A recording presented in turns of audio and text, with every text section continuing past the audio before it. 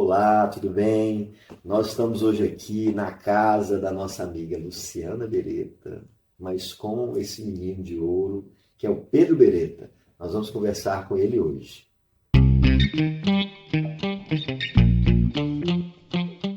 Pedro, obrigado por ter recebido aqui a gente Eu que hoje. agradeço, Alex, pela visita, pelo interesse, pelo convite, né, de estar me convidando aqui para participar dessa conversa.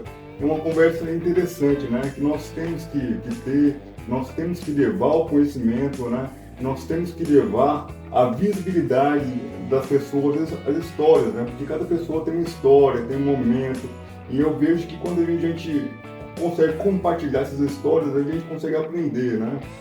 Esse é o nosso fim, aprender com as nossas vivências, sabe, Pedro? Desde o começo que eu me propus a ter esse bate-papo e tal, com amigos, pessoas queridas, pessoas que vão se tornar amigos, eu sempre levei em consideração, assim, é um momento de eu aprender com a vivência dos outros e, de repente, levar um pouco da minha vivência também, né, para as pessoas que estão conversando comigo. Mas aí, quem é Pedro Beretta, por favor? É interessante, Alex, porque sempre quando a gente vai nos definir, né, é uma tarefa um tanto quanto complexa, porque a gente se define primeiro pela questão da ocupação, do ofício, né, a nossa idade, o que a gente faz, quem a gente é, né? Mas primeiro eu vou me conceituar pelo que eu sou e não vai mudar, né? Que eu sou o filho da Luciana, que é como você disse, e do Dorival Beretta, mas que eu conheci como Beretta.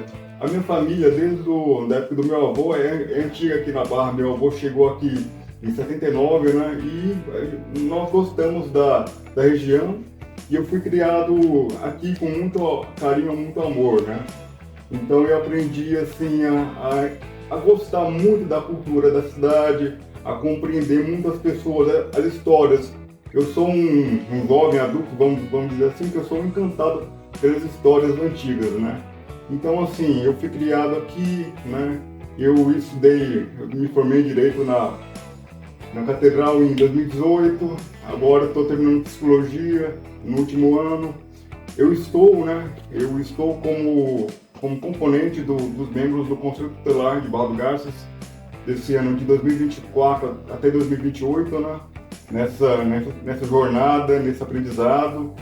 E eu tenho muitos anseios, muitos projetos para a gente conseguir expandir esses direitos humanos, políticas públicas, né? Não só da pessoa com deficiência, mas como os direitos humanos, né? As garantias que nós temos que mobilizar.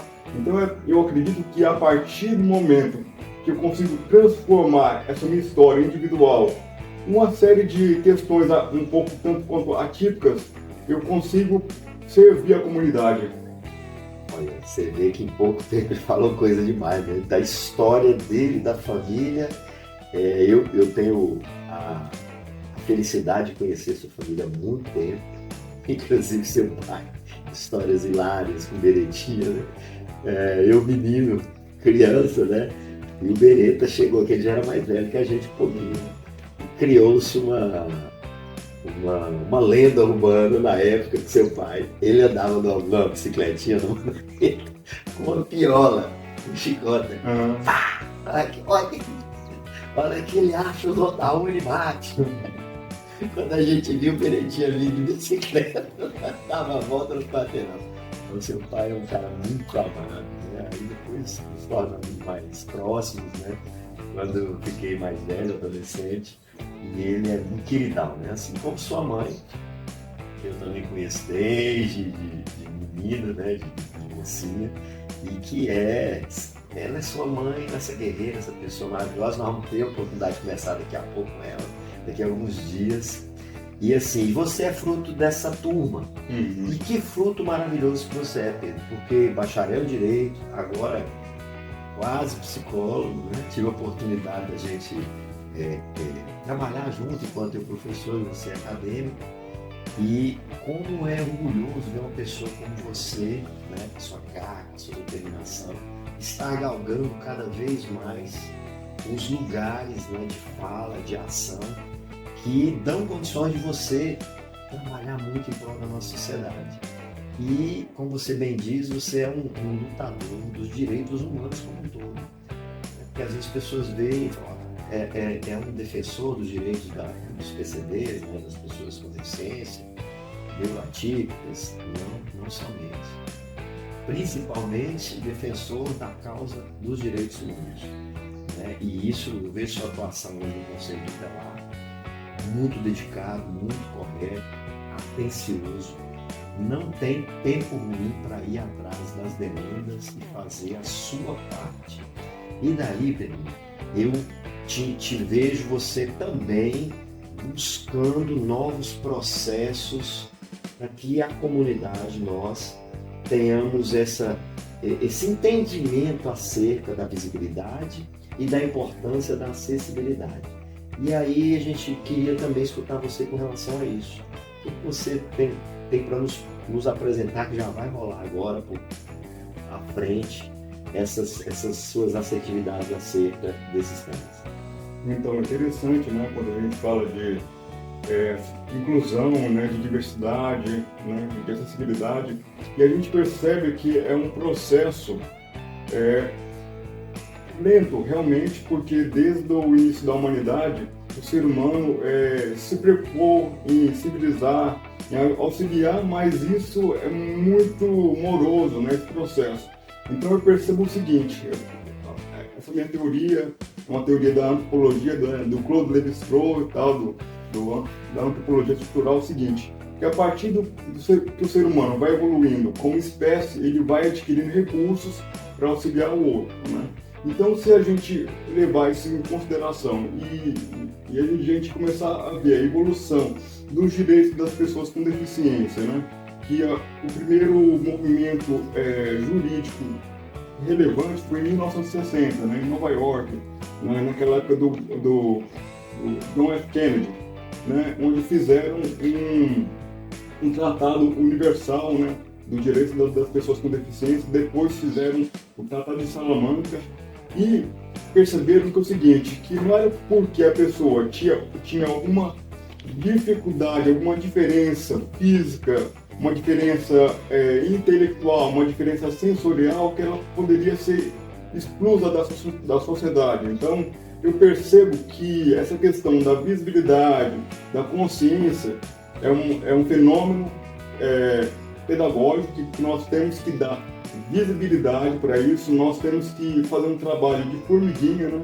Porque eu penso o seguinte, às vezes a sociedade não está tão inclusa assim como a gente poderia pensar, porque às vezes falta, além da informação, a boa vontade e a vivência. Porque é o seguinte, olha, é um paradoxo muito interessante. Nós temos que ter acessibilidade, mas nós não temos a questão de infraestrutura suficiente para a gente abarcar todas as adversidades. Então você acaba não vendo as pessoas com deficiência, as pessoas atípicas participando da comunidade. Então, como você não vê, você não tem vivência. Então você acha que aquilo é uma coisa que está longe de você.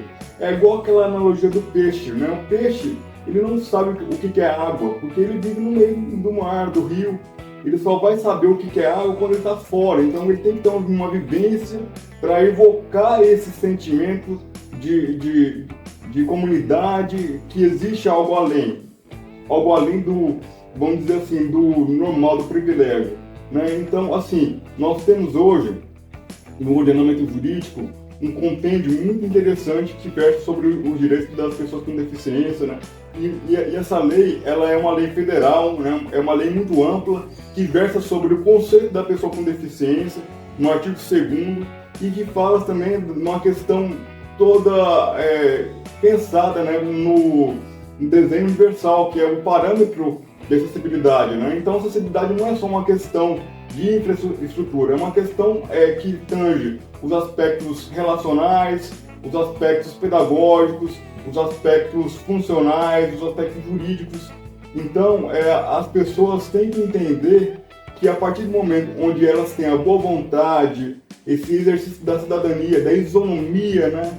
Que a isonomia é tratar os desiguais na medida das suas desigualdades, né? Então Aristóteles já trouxe isso. Então a gente conseguir uma equidade, conseguir olhar por aquele ser humano de maneira integral, de maneira ampla, conhecer ele e entender como que a sociedade, como nós, podemos diminuir, adaptar essas adversidades, né? Porque é uma questão interessante também, né? Quando se fala de psicologia, a gente sempre tem que ter uma abordagem biopsico, social e espiritual, né? Então o ser humano é esse ser amplo, é esse ser holístico, né? Isso, essa formação de cidadania, de direito, de psicologia, todos nós temos condição de ter. Todo ser humano, quando ele tem amor no coração, quando ele transforma os recursos que Deus nos dá, porque vamos dizer assim, usando outra alegoria, vamos supor que Deus, na sua providência divina, na sua sabedoria, ele nos dá os recursos, as cartas, mas cada um tem uma carta diferente, cada um vem com a mão diferente, mas cabe a nós sabermos jogar, articular essas cartas. Então, assim, eu vejo quando a gente consegue transformar uma dificuldade em sofrimento, em conhecimento, a gente consegue transcender essa parte e consegue utilizar essa característica nossa a serviço do todo, a gente cumpre o nosso papel de ser humano. Nossa, essa é a palavra, né? Cumprir o papel de ser humano. Nos últimos 50 anos, você bem colocou, a partir dos anos 60, começa uma luta aí no Ocidente, nos países do Oriente também, mas começa a se levantar a importância de se incluir pessoas que não são sub-humanos, não são humanos diferentes dos chamados ditos normais, né, Pedro? E essa luta, ela alcança o seu ápice nas últimas 2 décadas. Alguns anos atrás, há 8 anos atrás, quando se falava em arquitetura de acessibilidade, a pessoa ia solicitar um alvará, né, de construção, e a era era cobrada, né, em especial em comércios.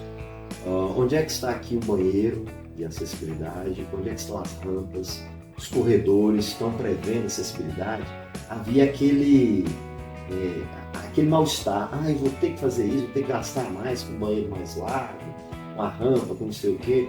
Sim, porque é lei. Então, a lei veio primeiro para chocar o indivíduo do seu compromisso em respeitar o outro na sua maneira isonômica de ser.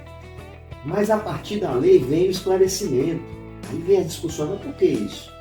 Porque são humanos, não são sub-humanos.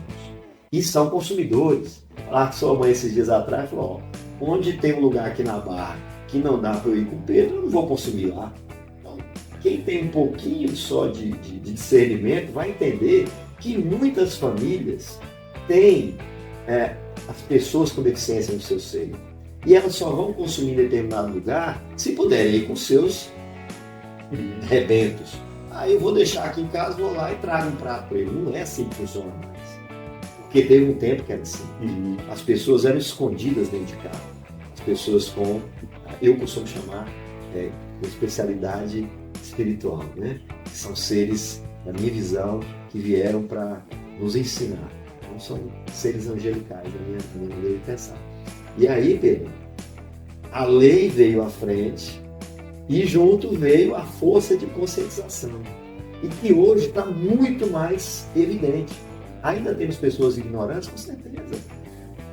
Vimos aí, há um tempo atrás, uma mãe, uma determinada escola, né, Socorro, parece que em São Paulo, que ela fala, essas crianças autistas estão atrapalhando os meninos normais e meninas normais a serem educados. Então, de uma ignorância que choca, né?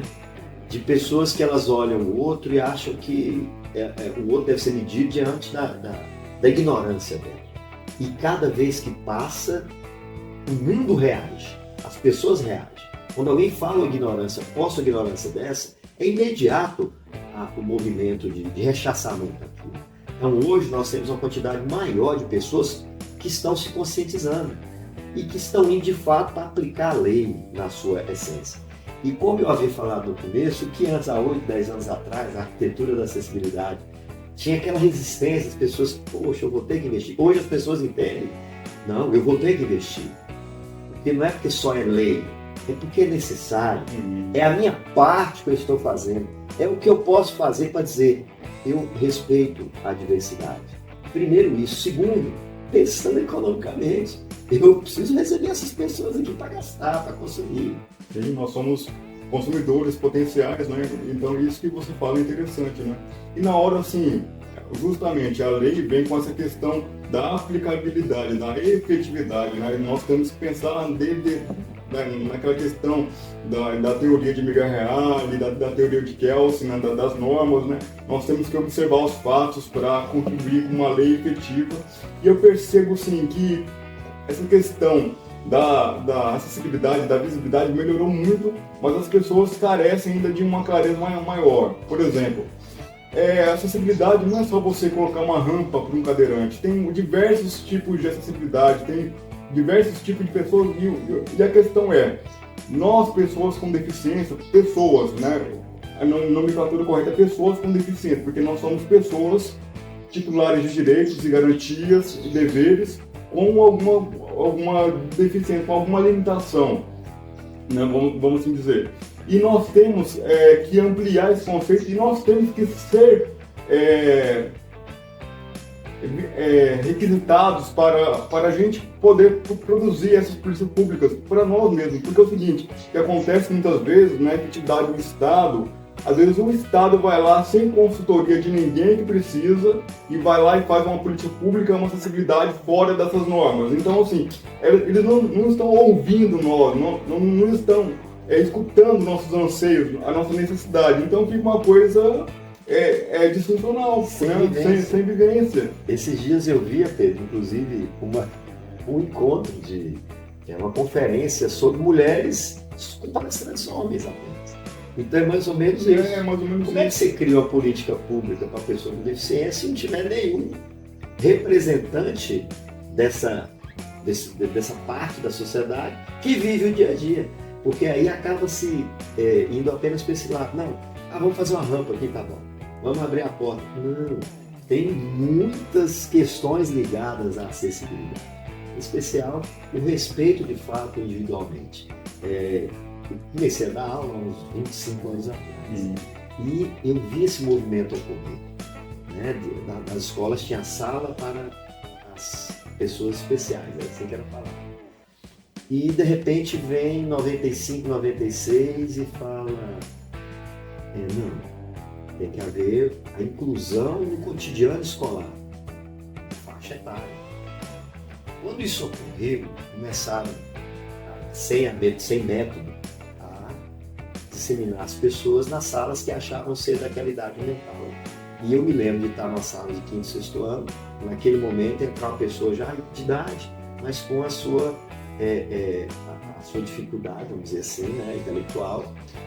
E naquele momento, mas como é que pode colocar? E ali eu já entendia. Falei, olha, cara, isso vai ser uma revolução. Para que daqui a algum tempo nós tenhamos as pessoas nas suas faixas etárias. E o que elas precisam é apenas de conviver em alguns momentos. Né? E as suas potencialidades serem exploradas da melhor maneira possível.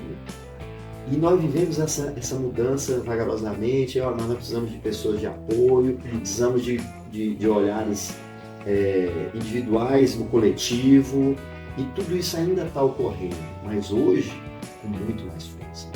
Hoje já tem o direito que ele é cobrado judicialmente. Exatamente. E eu vejo, então, por isso que eu falo que é um momento único de desenvolvimento, de possibilidade, de oportunidade. E aqui na cidade também é um momento único, porque assim, eu conto com o apoio de algumas pessoas, né, interessantes, né, nessa questão.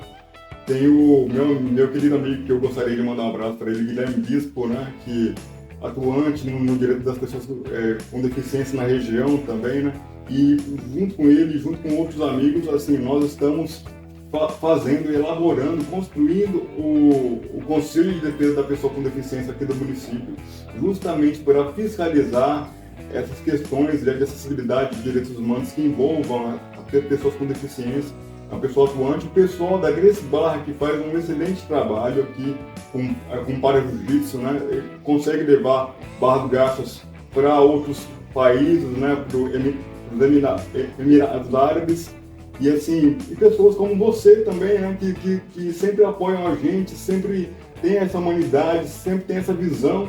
O pessoal do Mundo Azul, do TEA, que está crescendo, né? Hoje mesmo, nesse período, né, está tendo um congresso, eu não sei denominar correto o nome técnico, mas assim, com pessoas neurodiversas, né? Então, do TEA, de alguma questão, né? Então, nós temos hoje também na Barra um apoio muito grande. Isso é bom. O Gui é um cara que eu acho fantástico, né? Convivo com o Guilherme também há alguns anos. Um menino de ouro, maravilhoso, que nem você. Mas aí vamos fazer o seguinte então. Você que acabou de dizer que está nesse grupo, construindo essas propostas, pontue algumas, Pedro, que a gente possa apresentar para os nossos amigos algumas possibilidades, como a construção do conselho de pessoas com deficiência de Barra do Garças, da região. O que mais que você gesta e entende que para nós é importante a gente efetivar essa luta? Olha, no que tange as questões que a gente pode começar em implementar polícias públicas, né, no município, uma coisa que eu vejo que é essencial é atualizar, vamos dizer assim, o plano diretor. Adequar todo o sistema do plano diretor no desenho universal, né, no que postula a NBR 9050. E com todos os tipos de participação de todos os tipos de deficiência. Posterior, fazer algum incentivo tributário, algum incentivo fiscal, algum incentivo assim, que o próprio município pode auxiliar empresas, para além dessa prerrogativa que nós temos, né, de ter algumas vagas, né, para trabalhar em algumas empresas privadas, mas ampliar isso. Porque hoje, o mercado de trabalho para a pessoa com deficiência também gera um outro paradoxo interessante, né? É o seguinte, tem a vaga, a pessoa tem que preencher por legalidade, por coerção legal, só que a empresa mesmo, igual você falou, não tem interesse de adequar o seu local para uma pessoa com deficiência trabalhar. Então, por exemplo, ela prefere pegar a pessoa que menos tem deficiência, que menos exige adaptação e contratar por um cargo que às vezes nem tem o perfil da pessoa, né? Então, assim, melhorar essa questão. Melhorar a questão também das escolas, né? A gente sabe que tem toda uma legislação, mas dar suporte, capacitação para as pessoas, não só para os professores, mas para toda a equipe escolar, dar capacitação também para as pessoas, os agentes públicos, entender os direitos, entender as questões, né? E a gente escutar as pessoas com deficiência. A gente tem que conseguir entender primeiro o que acontece, o fenômeno da nossa cidade no que tange essa questão. Porque, assim, de repente, as pessoas com deficiência e os parâmetros da acessibilidade de Barra do Garças é diferente de outras cidades. Então, nós temos que fazer uma audiência pública, nós temos que escutar, nós temos que efetivar, nós temos que incentivar as universidades, né? Aqui que nós somos uma cidade universitária, a incentivar a pesquisa sobre isso, né, para a gente conseguir dados e efetivação. Então, assim, eu vejo que é um momento bom, um momento que a gente pode aproveitar para implementar essas questões, e a gente tem que fazer isso, sabe? E você tem um projeto também de uma semana, né, que vai ocorrer esse ano, uma parceria com o Univar e os órgãos, né, e entidades. Qual que é essa proposta? O Univar, ele é um centro universitário muito ativo nessa questão de pesquisa, né? E pesquisa e auxílio para a comunidade. E assim, eu pensei, né, desde a época que eu entrei como acadêmico, que podia ter uma semana, né, no começo, uma semana de visibilidade da pessoa com deficiência. O que é essa semana de visibilidade da pessoa com deficiência? É uma semana onde as pessoas com deficiência que têm atuação aqui na cidade, né, de diversas formas, são convidadas a dar esse conhecimento, essa palestra, para uma comunidade com diversos cursos, como psicologia, fisioterapia, educação física, TO, né, a fono. Então, assim, juntar também as pessoas do poder público, juntar toda a comunidade em si, porque a gente tem que lembrar também que essa responsabilidade da acessibilidade é solidária, né? Então, nós vamos começar com esse projeto, com essa visibilidade, né? Às vezes assim, porque às vezes a gente pensa o seguinte: se a gente conseguir transmitir um conhecimento, por menor que seja, ele pode crescer, ele pode ampliar, né? Nós temos muitos desafios ainda, mas assim, nós vamos conseguir com fé em Deus, com resiliência, né? Que é uma coisa que as pessoas com deficiência, elas costumam exercitar essa resiliência, e se Deus quiser, vai dar certo. Já deu. Já deu. Estou acompanhando aí junto com a professora Luciana, né? O corpo gestor vai ser inovador, vai ser histórico esse encontro, esse congresso, a conferência, qualquer que seja a nomenclatura. Eu penso que, enquanto município, a gente já deve pensar também, Pedro, eu acredito, eu não me lembro de ter tido uma conferência, uma primeira conferência da pessoa com deficiência, né, e as políticas públicas envolvidas, que a gente tem a Conferência de Cultura, que ela leva o nome à Conferência Estadual e à Conferência Nacional. Então, acredito que é um caminho também, né? Essa questão de criar o Conselho Municipal da Pessoa com Deficiência é algo que vai acontecer, porque vocês já estão determinados na construção dele. A própria participação do poder público, né? Nós falávamos, inclusive, por exemplo, sobre uma legislação que preveja que o poder público só possa alugar imóveis para que sejam utilizados pelo poder público se esses imóveis tiverem as adaptações e a NBR, como você bem disse, presentes ali. Porque aí o poder público aluga um imóvel e o imóvel não tem acessibilidade. É uma coisa que é recorrente. É recorrente. Então, assim, os prédios públicos que são do poder público estão constantemente em essa luta para que eles tenham acessibilidade. Então, eu me lembro da Câmara Municipal, que aí colocou o elevador, né? Se preocupou com os espaçamentos, com a acessibilidade do entendimento, do conhecimento, a própria passo municipal o tempo todo está buscando se adaptar. Você vê um lugar interessante, né, que revela bem essa diferença do município para a federação, né? A estrutura arquitetônica atual do MTF, do Ministério Público Federal, ele é totalmente diferente do que acontece, né? Então você vê que realmente é mais amplo. E você vê essa disparidade, né? Exatamente. E às vezes mesmo em alguns lugares de justiça, né? A gente vê que não tem acessibilidade, mas que hoje já tem esse projeto, ou não. A hora que nós formos ampliar ou reformar, isso aí vai ser passado, a gente vai adequar. Então, assim, é a luta do nosso tempo.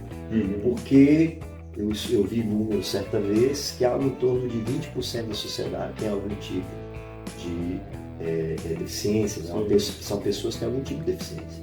Então não é um ou outro, é 20% da sociedade, no mínimo, né? E por isso, pessoas que, como qualquer outras, precisam da sua legitimidade, do seu direito sendo colocado em prática.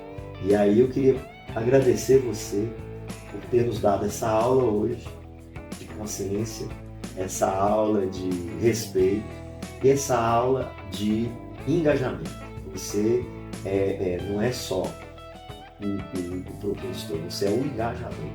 E eu vejo quantas pessoas você está arrastando para estar perto de si e para perto dos direitos humanos, porque o seu exemplo arrasta, né? É aquilo que diz o ditado antigo, né? A palavra, ela é ouro, né? Mas o exemplo, ele arrasta a multidões, ele arrasta as pessoas. E eu vejo em você esse exemplo de pessoa extremamente dedicada à nossa sociedade. Muito defensor dos nossos direitos humanos. Muito obrigado por ter nos recebido aqui hoje. Eu saio mais crente, mais entendido da importância de termos pessoas como você e, ao mesmo tempo, pessoas como eu, me dedicar mais ainda a fazer desse lugar, nosso lugar melhor. Obrigado. Eu que agradeço, Alex, pela oportunidade de estar, né, começando agora me colocar também, né, nessa questão. Eu me vejo sempre como um aprendiz, né? Então, assim, a gente vai colocando um pouquinho que a gente sabe, né, para as pessoas e ampliando o nosso conhecimento, né, com o auxílio da comunidade também, né? Então é um momento bom, um momento que eu me sinto muito realizado em poder compartilhar isso e poder viver essa experiência, né? Pronto, então obrigado. E até a próxima. Falamos.